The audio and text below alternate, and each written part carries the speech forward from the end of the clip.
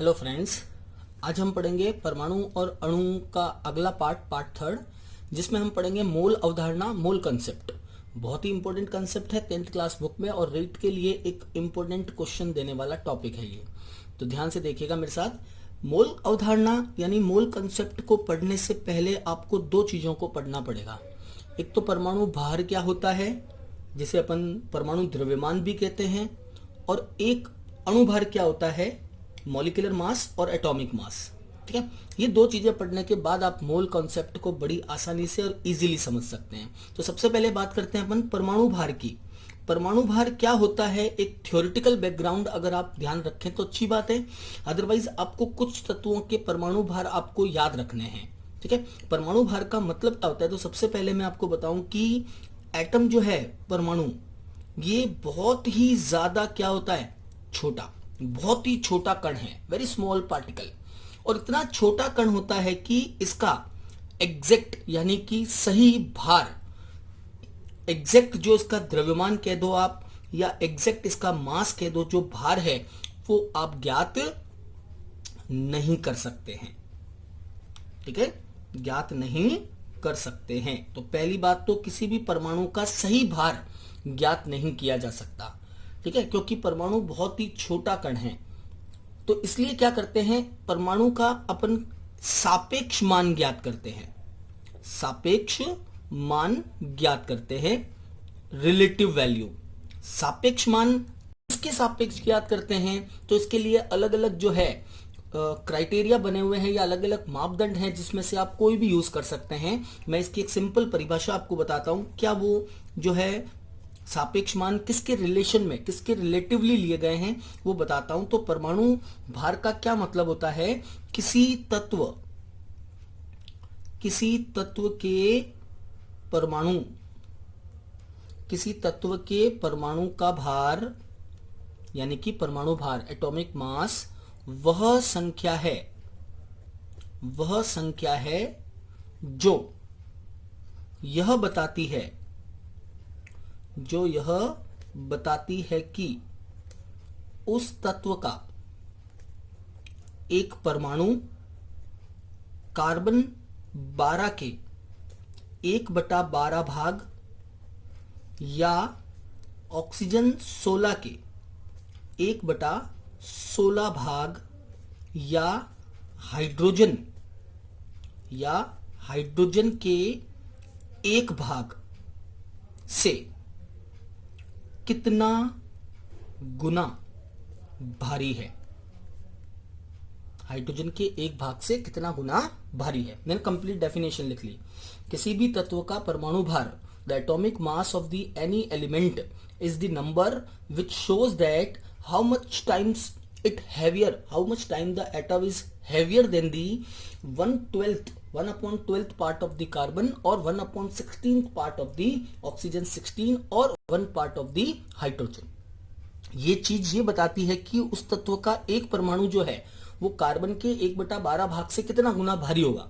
इसलिए मैंने आपको कहा कि थ्योरेटिकली डेफिनेशन अगर आप ध्यान रखें तो अच्छी बात है कि कार्बन 12 को जो है एक मानक स्टैंडर्ड मान के इसकी डेफिनेशन दी गई है। तो आप इसमें केवल कार्बन 12 का 1/12 भाग ही ले सकते हैं, ऑक्सीजन और हाइड्रोजन को नहीं भी लेंगे तो भी कोई दिक्कत नहीं है। ठीक है, तो ये एक संख्या है जो आपको ये बताती है कि उस परमाणु का उस तो तत्व का जो एक परमाणु है वो कार्बन 12 मतलब कार्बन का समस्थानिक, जो अपन पहले पढ़ चुके हैं, आइसोटोप, उस कार्बन 12 के 1/12 भाग से कितना गुना भारी है ना, how much time it is heavier, उसे अपन कहते हैं उस तत्व का परमाणु भार। तो किसी भी जो तत्व का परमाणु भार है वो एक सापेक्ष मान है, इसकी कोई इकाई नहीं होती, क्योंकि कोई भी मान जो रिलेटिव वैल्यू होती है ना, उसकी कोई यूनिट नहीं होती है। तो परमाणु भार जो होता है वो यूनिट लेस होता है, इसकी कोई यूनिट नहीं होती। बट फिर भी अपन इसको जो है किसी भी तत्व के परमाणु भार के लिए अपन AMU, atomic mass unit AMU का यूज करते हैं, जिसका मतलब होता है परमाणु द्रव्यमान मात्रक। ठीक है, किसी भी तत्व के लिए अपन परमाणु द्रव्यमान मात्रक का उपयोग करते हैं, AMU। तो मैं आपको बताता हूं ये AMU क्या होता है, ध्यान रखिएगा। 1 AMU यानी कि एटॉमिक मास यूनिट जो है वो बराबर होती है 1.66 056 into 10 to the power -24 ग्राम। किसी भी चीज के लिए, किसी भी परमाणु के लिए जो एक एटॉमिक मास यूनिट है 1 AMU, ये बराबर होती है उसमें उपस्थित एक प्रोटॉन के भार के बराबर, यानी कि 1.66 या 1.67 इंटू 10⁻⁻24 ग्राम। ठीक है, इसको मान के, इसको जो है इस वैल्यू को लेकर हम किसी भी परमाणु का द्रव्यमान ज्ञात कर सकते हैं। जैसे मैं आपको बताऊं, हाइड्रोजन का आपको परमाणु का द्रव्यमान ज्ञात करना है, तो हाइड्रोजन के लिए अपन देखें तो हाइड्रोजन का जो एक परमाणु का जो द्रव्यमान है, हाइड्रोजन के एक परमाणु का द्रव्यमान, the mass of 1 atom of hydrogen, ये इक्वल होता है 1.6736 इंटू 10⁻⁻24 ग्राम। ये होता है हाइड्रोजन के एक परमाणु का द्रव्यमान ग्राम में। ठीक है, अब इसके अंदर अगर अपन एटॉमिक मास यूनिट को डिवाइड कर देंगे तो अपने को उस परमाणु का परमाणु भार मिल जाएगा। तो हाइड्रोजन का परमाणु भार कितना होगा, 1.6736 इंटू 10⁻⁻24 डिवाइड बाय 1 AMU, और 1 AMU होता है 1.66056 इंटू 10⁻⁻24। जैसे इसको मैं इसमें डिवाइड करूंगा तो ये मिलेगा आपको 1.0080 AMU, atomic mass unit. Clear? तो किसी भी चीज का परमाणु भार जो है वो अपन नॉर्मली यूनिट लेस होता है, बट इसके लिए अपन AMU, एटॉमिक मास यूनिट को यूज करते हैं। आजकल करंटली जो है AMU, एटॉमिक मास यूनिट, मैं पूरा लिख देता हूं आपके लिए, एटॉमिक मास यूनिट। तो इसकी फुल फॉर्म अगर पूछ ले तो ध्यान रखना, एटॉमिक मास यूनिट जो है AMU का फुल फॉर्म होता है, हिंदी में आप इसे कह सकते हैं परमाणु द्रव्यमान मात्रक। परमाणु द्रव्यमान मात्रक AMU। आजकल इसके लिए U का भी यूज करते हैं। U means unified unit. आजकल इसके लिए U का यूज करते हैं। U का मतलब होता है यूनिफाइड यूनिट, यानी कि एकीकृत द्रव्यमान। तो आजकल U लिखते हैं और U का मतलब होता है एकीकृत द्रव्यमान। तो ये फुल फॉर्म्स बहुत इंपॉर्टेंट होती हैं एक छोटे जो है कंपटीशन लेवल लाइक रीट की, जो जिसमें केमिस्ट्री बहुत ही बेसिक लेवल से पूछते हैं, तो उसमें ये पूछ लेते हैं U का मतलब क्या होता है। तो U मीन्स यूनिफाइड यूनिट या एकीकृत मात्रक या एकीकृत द्रव्यमान। ठीक है, यूनिफाइड यूनिट। क्लियर? चलिए आगे बढ़ते हैं। मेरी तरफ से इंपॉर्टेंट क्वेश्चन है ये, AMU क्या होता है। चलिए अब आपको क्या करना है कि परमाणुओं के कुछ द्रव्यमान याद रखने हैं। पहले से आपके दिमाग में कुछ परमाणुओं के द्रव्यमान फिक्स होने चाहिए, याद होने चाहिए आपको। जैसे मैं कुछ परमाणुओं के द्रव्यमान लिख रहा हूं। सबसे पहला हाइड्रोजन का द्रव्यमान होता है 1। कार्बन का नॉर्मली परमाणु का जो द्रव्यमान है, या द्रव्यमान संख्या कह दो आप इसको सॉरी या परमाणु द्रव्यमान कह दो। ठीक है, हाइड्रोजन का 1, कार्बन का 12, ऑक्सीजन का 16, ठीक है, नाइट्रोजन का 14। ध्यान रहे, इन सबको आपको याद रखना है। अगर आपको एक अच्छे लेवल से अच्छी केमिस्ट्री पढ़नी है तो आपको ये याद करना है कि इनका परमाणु भार, सबके नहीं, जो बहुत ही ज्यादा परमाणु द्रव्यमान या ज्यादा परमाणु भार वाले होते हैं, हायर एटॉमिक मास वाले जो होते हैं, वो एग्जाम में दिया हुआ आएगा। कि जैसे कोई भी दूसरा जो हायर एटॉमिक मास, जैसे आयरन है, आयरन Fe, तो 56 ये आपको गिवन होगा। लेकिन जो छोटे परमाणु है उनका भार आपको याद रखना है। जैसे नाइट्रोजन का 14 होता है, कार्बन का 12 होता है, ऑक्सीजन का 16 होता है, हाइड्रोजन का 1 होता है। लाइक क्लोरीन का परमाणु भार होता है 35.5। अब ये फ्रैक्शन में कैसे आया ये मैं अभी आपको बताऊंगा। 35.5 होता है क्लोरीन का परमाणु भार। ऐसे ही और देखें तो सल्फर का ऑक्सीजन का डबल होता है 32। सल्फर ऑक्सीजन 16, सल्फर का परमाणु भार 32। फॉस्फोरस का परमाणु भार होता है 31। एल्यूमिनियम का परमाणु भार होता है 27। सोडियम का परमाणु भार होता है Na23।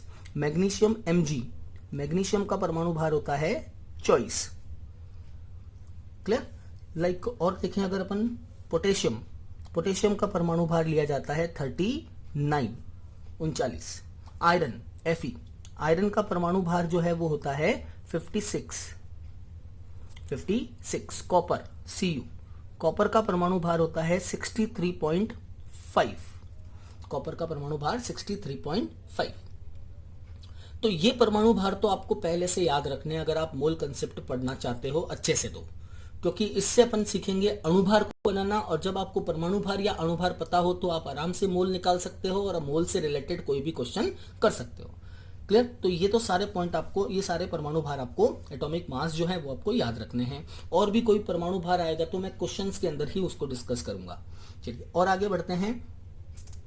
यहाँ पे देखो क्लोरीन का परमाणु भार 35.5 मिला आपको, या जैसे कॉपर का 63.5। तो परमाणु भार जो होता है वो प्रोटॉन प्लस न्यूट्रॉन की संख्या है ना। तो ये दिमाग में आ रहा होगा कि ये फ्रैक्शन कैसे हो गया, भिन्नात्मक कैसे हो गया। तो मैं आपको बताता हूं, कुछ तत्व जो होते हैं वो जो है समस्थानिकों के रूप में, आइसोटोप्स के रूप में पाए जाते हैं, और जो भी आइसोटोप्स के रूप में होते हैं, अब उन आइसोटोप्स की जो बाहुल्यता है ना, अबंडेंस जो है, उसके आधार पे उनका परमाणु भार ज्ञात करते हैं।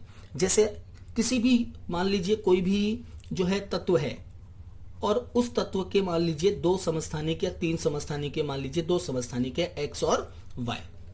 ठीक है, जब किसी तत्व के 2 समस्थानिक हों और दोनों की बाहुल्यता हो, दोनों ही जो है एटमॉस्फेयर में बहुत ही अच्छी मात्रा में हो, तो उस कंडीशन में अपन क्या करते हैं, उन दोनों समस्थानिकों से, मान लीजिए ये इन दोनों के आइसोटोप्स हैं, तो समस्थानिक से अपन क्या करते हैं, उसका औसत, एवरेज, औसत परमाणु द्रव्यमान, that means average atomic mass, average atomic मास ज्ञात करते हैं, औसत परमाणु द्रव्यमान। तो इस समस्थानिकों वाले केस में औसत परमाणु द्रव्यमान ज्ञात करते हैं। ठीक है, मान लीजिए कोई तत्व है जिसके 3 समस्थानिक हैं, सपोज दैट कोई एक एलिमेंट है, मैं आपको बताता हूं, जब जैसे मान लीजिए कोई एक एलिमेंट है, उसके 3 समस्थानिक हैं। ठीक है, ये उसके समस्थानिक हैं, मान लीजिए इन समस्थानिकों को अपन कह देते हैं x, y, z। ठीक है, और उनकी जो एबंडेंस है, एबंडेंस कह दो या अनुपात कह दो, कि किस अनुपात में वो जो है पृथ्वी पर पाए जाते हैं। तो मान लीजिए उनका अनुपात आपको दे दिया, suppose that it is a:b:c। ठीक है, ये इनका अनुपात दे दिया कि x जो है वो a अनुपात में है, y जो है वो b अनुपात में है, और z जो है वो c अनुपात में है। तो किसी भी समस्थानिक का औसत परमाणु भार, एवरेज एटॉमिक मास, अपन ऐसे ज्ञात करते हैं, जो भी समस्थानिक है उसका भार कितना है इनटू उसका अनुपात कितना है, प्लस दूसरे समस्थानिक का भार इनटू उसका बाहुल्यता कितनी है, अबंडेंस कितनी है b, प्लस तीसरा समस्थानिक इनटू उस तीसरे समस्थानिक की अबंडेंस कितनी है, तो तीसरे समस्थानिक है z और उसकी अबंडेंस है c, and divide by the total sum of the abundance, या बाहुल्यता जो है उनकी, उनका सम, बाहुल्यता का sum means a plus b plus c। ठीक है, a plus b plus c, इससे जो भी चीज आएगी उसे अपन कहेंगे average atomic mass, average atomic mass. तो ऐसे आपको कोई एक हाइपोथेटिकल एग्जाम्पल जो है वो बना के, काल्पनिक सवाल बना के दे सकते हैं कि एक तत्व के 2 परमाणु हैं, 12 है, एक 14 है, 12 3 के अनुपात में है, 14 4 के अनुपात में है, 3:4 इनका अबंडेंस यानी बाहुल्यता है। तो बताइए इसका औसत द्रव्यमान यानी औसत जो है परमाणु द्रव्यमान कितना होगा। तो अपन इस फॉर्मूले को यूज करके किसी का भी औसत परमाणु द्रव्यमान ज्ञात कर सकते हैं। जब अपन ये क्लोरीन के केस में करते हैं तो क्लोरीन के 2 समस्थानिक होते हैं, एक होता है 35 और एक होता है 37, है ना। जब अपन इसको क्लोरीन के लिए लेते हैं तो क्लोरीन होता है 35 और एक होता है क्लोरीन 37। इसका जो एवरेज अपन निकालते हैं वो एवरेज आता है क्लोरीन 35.5 औसत परमाणु भार क्लोरीन। इसी तरह से कॉपर का भी औसत परमाणु भार निकला है। तो ध्यान रखना, आगे से जो भी फ्रैक्शनल आ रहे हैं, भिन्नात्मक आ रहे हैं, वो सब औसत अणुभार के रूप में निकाले गए हैं। चलिए आगे बढ़ते हैं। परमाणु भार आपने सीखा, अब परमाणु भार से अपन क्या बनाते हैं, अणुभार। ठीक है, अणुभार क्या होता है तो ध्यान रखना, अणुभार परमाणु भारों का योग है। ठीक है, नेक्स्ट पॉइंट है अणुभार यानी मॉलिक्यूलर मास। तो अणुभार किसे कहते हैं, मॉलिक्यूलर मास किसे कहेंगे, मॉलिक्यूलर मास, आणविक द्रव्यमान भी कह सकते हैं आप इसको हिंदी में, आणविक द्रव्यमान, मॉलिक्यूलर मास। एकदम सिंपल डेफिनेशन। आणविक द्रव्यमान का मतलब होता है the sum of the the sum of the atomic mass of all the atoms in a molecule. ठीक है, किसी अणु में उपस्थित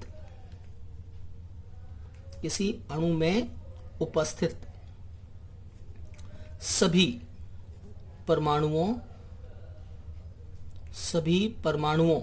के परमाणु भारों का योग।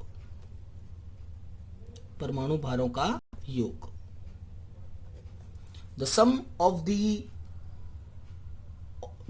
the atomic mass of the all the atoms in a molecule।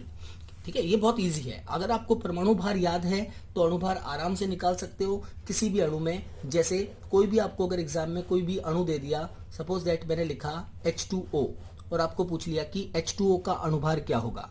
ठीक है, अणुभार कितना होगा H2O। कोई भी अणु में एक सिंपल अणु लेके आपको एक एग्जांपल समझा रहा हूं ताकि मोल कंसेप्ट आपको समझ में आए। H2O, हाइड्रोजन 2 हैं, एक हाइड्रोजन का परमाणु भार 1 होता है, 2 हाइड्रोजन का परमाणु भार हो गया 2। एक ऑक्सीजन है, एक ऑक्सीजन का परमाणु भार मैंने आपको बताया 16 होता है। इसका मतलब जल का जो अणुभार है वो 18 होता है। अणुभार भी क्या है, परमाणु भार से बना है, और परमाणु भार क्या है, सापेक्ष है, इसलिए अपन कहेंगे अणुभार भी सापेक्ष है, इसकी भी कोई इकाई नहीं होती है। तो H2O का अणुभार 18 होता है। लेकिन जब अपन इसको ग्राम में व्यक्त करते हैं, है ना, ये तो इसका अणुभार H2O का, अगर अपन इसको ग्राम में व्यक्त करते हैं तब अपन इसको बोलते हैं gram molecular mass, GMM। GMM का मतलब है ग्राम अणुभार, ठीक है, या ग्राम आणविक द्रव्यमान, ग्राम मॉलिक्यूलर मास, GMM। और ये जब अपन इसको ग्राम में व्यक्त करते हैं तब ये GMM कहलाता है 18 ग्राम। क्लियर? तो अणुभार की भी कोई इकाई नहीं होती है और इसको निकालना एकदम सिंपल है। अणु में उपस्थित परमाणुओं के भारों को जोड़ दीजिए। जैसे C6H12O6 ग्लूकोज का अणुभार क्या होगा? तो ग्लूकोज का अणुभार क्या होगा? अब इसमें 6 कार्बन है, एक कार्बन का परमाणु भार होता है 12, तो 12 इंटू 6 72। ठीक है, दूसरा 12 हाइड्रोजन है तो 12 इंटू 1, क्योंकि एक हाइड्रोजन का परमाणु भार 1 होता है, तो ये हो गया 12। ऑक्सीजन 6 ऑक्सीजन है, एक ऑक्सीजन का परमाणु भार होता है 16, तो 6 ऑक्सीजन का परमाणु भार हो गया 96। इन सबको जब अपन जोड़ेंगे तो ग्लूकोज है ना, C6H12O6 को क्या बोलते हैं? ग्लूकोज, शर्करा, ग्लूकोज। तो इस ग्लूकोज का अणुभार कितना होगा? तो ग्लूकोज का अणुभार होता है 180। समझ में आ गई आप लोगों को बात? ये अणुभार ज्ञात करने का सबसे इजी तरीका, अगर आपको परमाणु भार याद है, परमाणु भार की परिभाषा पे मत जाइए, परमाणु भार याद रखिए, है ना। और आगे बढ़ाता हूं, एग्जाम्पल नंबर 3। जैसे कुछ भी आपको बना के दे दिया, लाइक CH4 का अणुभार ज्ञात कीजिए। तो CH4 का अणुभार कितना होगा? वैल्यूज पुट कीजिए। ध्यान रहे, यहाँ काफी आपको हो सकता है कुछ स्टूडेंट के दिमाग में आता है कि सर आपने अभी थोड़ी देर पहले हाइड्रोजन का 1.0080 लिखा था, जबकि यहाँ अपन ने 1 ही लिया है, तो उसको 0.0080 को अपन नेग्लेक्ट लेते हैं, है ना, उसको 1 ही कंसीडर करते हैं कि हाइड्रोजन का परमाणु भार 1 है, तो 1 ही कंसीडर किया जाता है। वो 0.0080 को अपन नेग्लेक्ट मानते हैं, उसको कंसीडर नहीं करते हैं। जैसे CH4 है तो कार्बन का परमाणु भार हो गया 12, है ना, प्लस एक हाइड्रोजन का 1, 4 हाइड्रोजन का 4, टोटल परमाणु भार हो गया 12 और 4 16, अणुभार सॉरी। तो molecular mass of CH4 is 16। ठीक है, इस तरह की प्रॉब्लम्स मैं आपको आगे दूंगा बहुत सारी, जिसमें अपन अणुभार निकालना सीखेंगे। एक और मैं आपको एग्जांपल से अणुभार को फिनिश कर रहा हूं, फिर अपन मोल कंसेप्ट पे आते हैं। कैल्शियम कार्बोनेट CaCO3, ठीक है, चूना पत्थर, कैल्शियम कार्बोनेट का जो है अणुभार क्या होगा? अब कैल्शियम एक नया आ गया जो मैंने आपको पहले नहीं बताया था। कैल्शियम का याद रखिएगा, इसका परमाणु भार होता है 40। कैल्शियम का परमाणु भार 40 होता है, कार्बन का 12, ऑक्सीजन 3 है, तो 16 इंटू 3 यानी कि 48, 48। The total molecular mass is 100। ठीक है, 40 plus 12 plus 48 is equal to 100। तो कैल्शियम कार्बोनेट का अणुभार 100 होता है। बात समझ में आ गई? तो दो चीजें हमने पढ़ी, परमाणु भार क्या होता है और अणुभार क्या होता है। और दूसरा, अगर परमाणु भार को ग्राम में व्यक्त करेंगे तो कहेंगे ग्राम परमाणु भार, GAM। और अगर अणुभार को ग्राम में व्यक्त करेंगे, है ना, ग्राम में रिप्रेजेंट करेंगे, तो बोलेंगे GMM, ग्राम मॉलिक्यूलर मास। चलिए आगे बढ़ते हैं, मोल कंसेप्ट पे आते हैं। सबसे पहली बात, मोल होता क्या है, ठीक है, मोल वर्ड का मतलब क्या है। मोल जो एक शब्द है वो केमिस्ट्री में यूज करते हैं अपन अणुओं और परमाणुओं की संख्या को दर्शाने के लिए। मोल कंसेप्ट, मोल संकल्पना या मोल अवधारणा, ठीक है। ये मोल जो वर्ड है, इस मोल का मीनिंग होता है ढेर, इसे अपन कहते हैं हिंदी में ढेर या बहुत अधिक, मल्टीमोर, ठीक है। बहुत अधिक, ढेर है एक तरह का, मोल या बहुत अधिक, इसका हिंदी मीनिंग में ये होता है। एक्चुअल में मोल है क्या, तो ध्यान रखना, मोल क्या होता है, किसी पदार्थ में अणुओं, ठीक है, कि वो उसमें कितने अणु हैं, या उसमें उपस्थित परमाणुओं, किसी पदार्थ में उपस्थित अणुओं या परमाणुओं की संख्या को मोल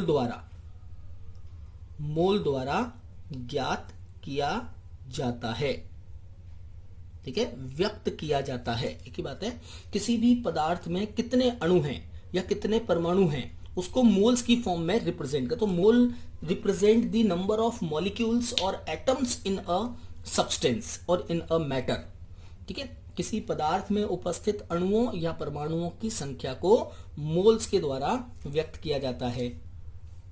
मोल को ज्ञात करने के लिए आपको ये एक और बात ध्यान रखनी है कि किसी भी पदार्थ का जो एक मोल होता है, the one mole of any substance, किसी भी पदार्थ का जो एक मोल होता है उसमें अणुओं या परमाणुओं की संख्या निश्चित होती है, ठीक है। किसी भी पदार्थ के एक मोल में अणुओं या परमाणुओं की संख्या, आप यूं कह दो कणों की संख्या निश्चित होती है, उसे अपन कहते हैं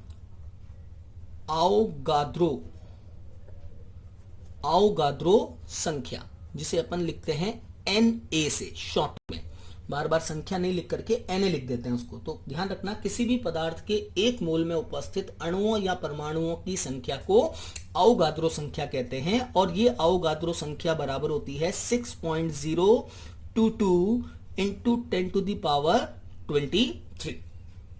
किसी भी पदार्थ के एक मोल में अणुओं या परमाणुओं की संख्या को आवोगाद्रो संख्या कहते हैं। द नंबर ऑफ एटम्स और molecules in one mole of the substance is called Avogadro number, which is equal to 6.022 into 10 to the power 23। अगर वो चीज परमाणु के रूप में है तो यहां आगे लिख देंगे परमाणु, और अगर वो अणु के रूप में है तो यहां आगे लिख देंगे अणु, ठीक है। अगर आपको वो चीज मोल मान लीजिए कुछ अणु के लिए निकाल रहे हैं तो आगे लिख देंगे 6.6022 टू 10 टू द पावर 23 अणु, और अगर वो परमाणु के रूप में है तो परमाणु। अब बात आती है कि सर मोल ज्ञात कैसे करते हैं, है ना। तो मोल को ज्ञात करने के लिए आपके लिए एक सिंपल सा फॉर्मूला है जो आपको ध्यान रखना है।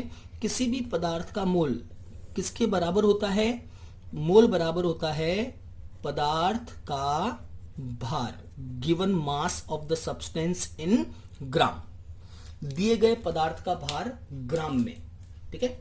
एंड डिवाइड बाय, उसमें अपन डिवाइड करते हैं किसको, पदार्थ के अणुभार को, मॉलिक्यूलर मास, और पदार्थ के परमाणु भार को, एटॉमिक मास, ठीक है। अगर वो चीज अणु के रूप में है तो अणुभार से डिवाइड कर दो, और अगर वो चीज परमाणु के रूप में है तो परमाणु भार से डिवाइड कर दो। तो मोल बराबर होता है पदार्थ का भार बटा अणुभार या परमाणु भार, ठीक है। अणुभार के लिए अभी मैंने आपको एक वर्ड बताया था GMM, ग्राम अणुभार, और परमाणु भार के लिए अपन लिखते हैं GAM। जब अपन परमाणु भार को ग्रामों में व्यक्त करेंगे तो GAM, और जब अपन अणुभार को ग्रामों में व्यक्त करेंगे तो GMM। तो इस तरह से पदार्थ का जो दिया हुआ भार है उसमें अणुभार का भाग लगाते ही मोल आ जाता है। जैसे एग्जाम्पल करके बताता हूं, देखिए ध्यान से, ये एग्जाम्पल मैंने आपको दे दिया। मान लीजिए आपको दिया है कि 12 ग्राम कार्बन में मोल कितने होंगे, तो 12 ग्राम कार्बन का मतलब दिए गए पदार्थ का भार 12 ग्राम बटा कार्बन। अब कार्बन क्या है, एक परमाणु है, तो परमाणु भार ले लेंगे GAM, और कार्बन का GAM होता है 12 divide by 12, that means it is equal to 1 mole of carbon atom, है ना। इसके क्या कहेंगे, 1 मोल कार्बन परमाणु, क्योंकि ये परमाणु के रूप में है तो 1 मोल कार्बन परमाणु। अगर कोई चीज अणु के रूप में है तो फिर अपन उसमें अणुभार से डिवाइड करेंगे। जैसे मान लीजिए मैंने दे दिया आपको 18 ग्राम H2O, ठीक है। फॉर्मूला याद कीजिए क्या है, पदार्थ का दिया हुआ भार बटा पदार्थ का अणुभार, तो given mass of the substance divide by the molecular mass. अब ये मॉलिक्यूल यानी कि अणु के रूप में है, तो ये अगर अणु के रूप में है तो इसका गिवन मास कितना है 18 ग्राम। और अब आप H2O का अणुभार निकाल लीजिए। ऑक्सीजन का परमाणु भार 16 और हाइड्रोजन का परमाणु भार 1 होता है, 2 हाइड्रोजन है तो 16 और 2 18, 18 divide by 18 that is equal to 1 मोल।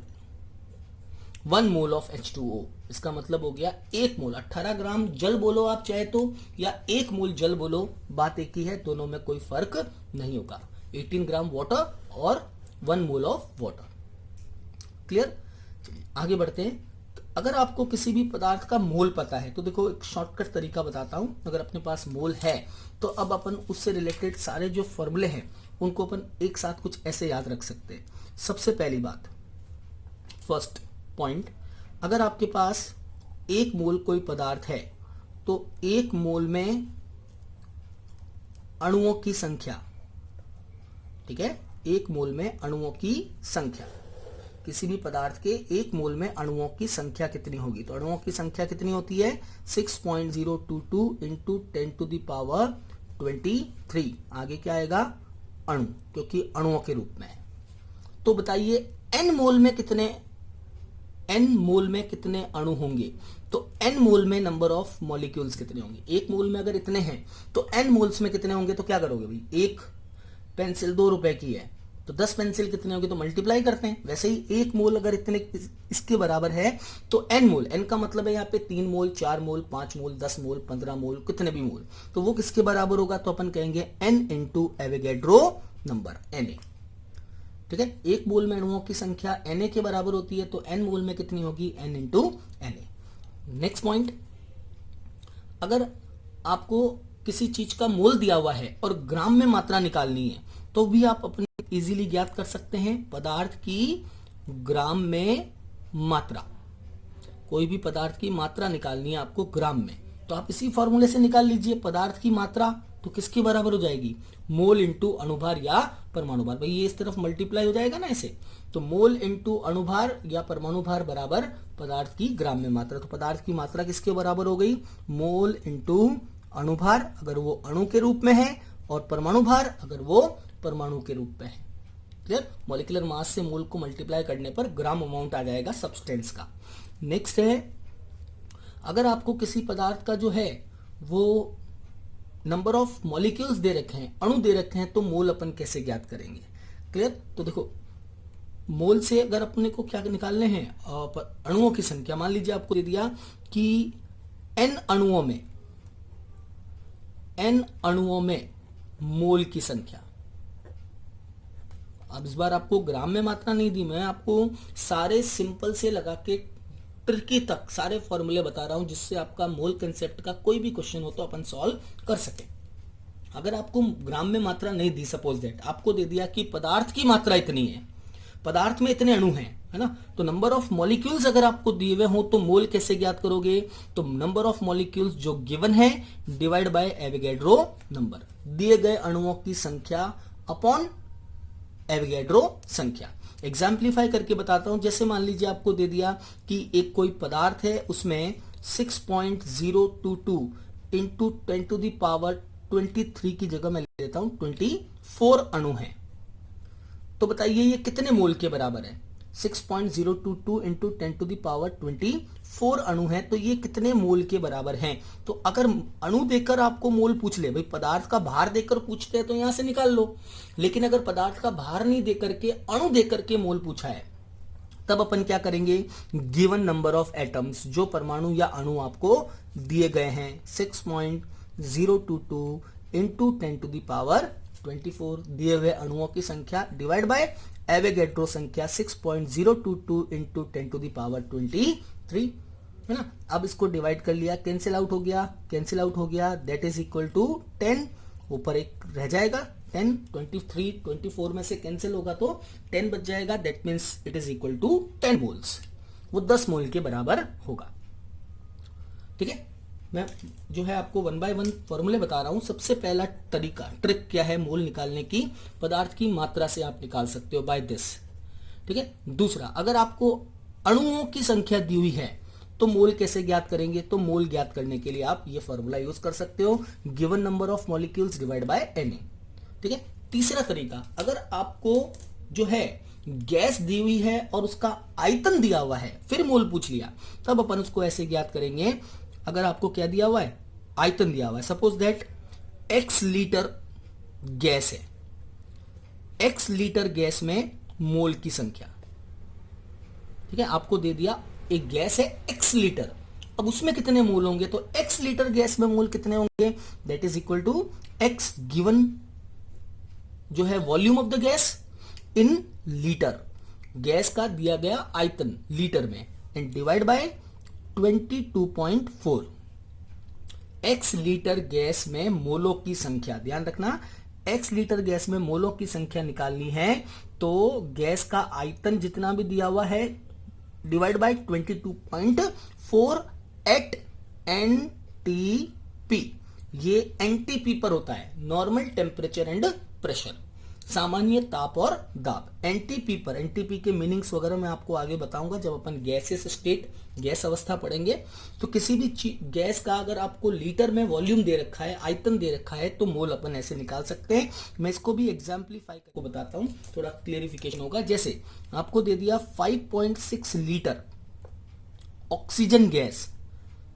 अब गैस भले ही कोई भी हो, उसका ध्यान रखना, कोई फर्क नहीं पड़ेगा, है ना, गैस भले ही कोई भी हो, चाहे वो ऑक्सीजन हो, चाहे नाइट्रोजन हो, चाहे हीलियम हो, चाहे सोडियम हो, कोई सॉरी चाहे वो हीलियम हो, चाहे नियॉन हो, है ना, नाइट्रोजन हो, कोई भी हो, कार्बन डाइऑक्साइड हो, आपको जो आयतन दिया हुआ है given volume that is equal to 5.6 litre divide by 22.4। तो given volume is 5.6 litre divide by 22.4 litre, है ना, litre to litre cancel out हो जाएगा, 5.6 से ये कैंसिल आउट होगा तो कितने टाइम्स होगा, 1/4। 22.4 में 5.6 का भाग लगा दिया, जो 4 बार जाएगा उसमें, दैट इज इक्वल टू 1/4, और अपन कह सकते हैं 0.25 मोल्स। Is it clear. तो दूसरा पॉइंट अपने पास हो गया, अगर आपको मोल्स निकालना है लीटर से, तो ये तीसरा पॉइंट, थर्ड पॉइंट। तो मैंने आपको मोल्स निकालने के 3 फॉर्मूले बताए हैं। सबसे पहला मोल निकाल सकते हैं पदार्थ का दिया हुआ भार अपॉन उसका अणुभार या परमाणु भार। अगर आपको पदार्थ का भार नहीं दे रखा, ग्राम्स में जो है मास नहीं दे रखा, नंबर ऑफ मॉलिक्यूल्स या नंबर ऑफ एटम्स दे रखे हैं, तब अपन N/Na अवोगाद्रो संख्या से डिवाइड करके निकाल सकते हैं। और अगर आपको जो है गैस का लीटर में वॉल्यूम दे रखा है, अगर आपको मिलीलीटर में दे रखा है तो पहले उसको लीटर में कन्वर्ट कीजिएगा, फिर यह रखना, ठीक है। यहाँ लीटर में वॉल्यूम डिवाइड बाय 22.4, तब भी आपको क्या मिलेगा, जो मोल्स हैं, है ना, गैस के अंदर जो भी मोल्स हैं वो आपको ज्ञात होंगे। चलिए, एक जो है मोल से रिलेटेड मैं आपको पॉइंट बताऊं, लास्ट पॉइंट, तो यही बता देता हूं, लास्ट पॉइंट है आज का भी। तो मोल से रिलेटेड 4th पॉइंट, अगर आपको पूछ लिया कि किसी भी जो है किसी भी यौगिक या किसी भी अणु में जो पदार्थ जो है उसमें एक अणु का अगर आपको द्रव्यमान पूछ लिया जाए, ठीक है, एक अणु का द्रव्यमान, अणुभार नहीं, अणुभार तो होता है एक मोल का, अणुभार होता है एक मोल का, ये मोल में लिया है ना, पदार्थ का भार बटा अणुभार, तो मोल्स के लिए है ये। आपको पूछ लिया एक अणु का भार क्या होगा, तो ध्यान रखना एक अणु का भार कैसे निकालते हैं, उस चीज का अणुभार डिवाइड बाय जो भी आपको चीज दे रखी है उसका अणुभार डिवाइड बाय एवोगैड्रो नंबर, ठीक है। इंपॉर्टेंट फॉर्मूला, बहुत स्टूडेंट्स जो है वो गलती करते हैं। यहाँ पे क्या गलती करते हैं, जैसे एक सवाल पूछ लिया जाता है एग्जाम में कि जो है CO2 के एक अणु का भार कितना होगा, तो वो कराते हैं CO2 के एक अणु का भार। तो देखो क्या कराते हैं, CO2 के एक अणु का भार कितना होगा, क्वेश्चन ये पूछा है, ठीक है, इसके एक अणु का भार ज्ञात करो। तो CO2 जो है उसका अणुभार होता है, कार्बन हो गया 12, ऑक्सीजन हो गया 16 इंटू 2 ऑक्सीजन है तो ये हो गया 32, यानी कि 44। वो क्या कराते हैं 44, जबकि सवाल पूछा है ये तो CO2 के एक मोल का भार है, आपसे पूछा है CO2 के एक अणु का भार क्या होगा, तो CO2 के एक अणु का भार क्या होगा 44 डिवाइड बाय एवोगैड्रो नंबर। ये अब जो आएगा वो सिर्फ एक CO2 के अणु का भार होगा, ठीक है। नेक्स्ट क्लास में अपन इस कंसेप्ट के ऊपर बहुत सारे न्यूमेरिकल्स क्वेश्चन डिस्कस करेंगे और रस समीकरण मिति स्टोइकियोमेट्री ऑफ द रिएक्शन जो है उससे रिलेटेड क्वेश्चंस भी सॉल्व करेंगे। आज के लिए इतना ही। Thank you very much. Please like this video.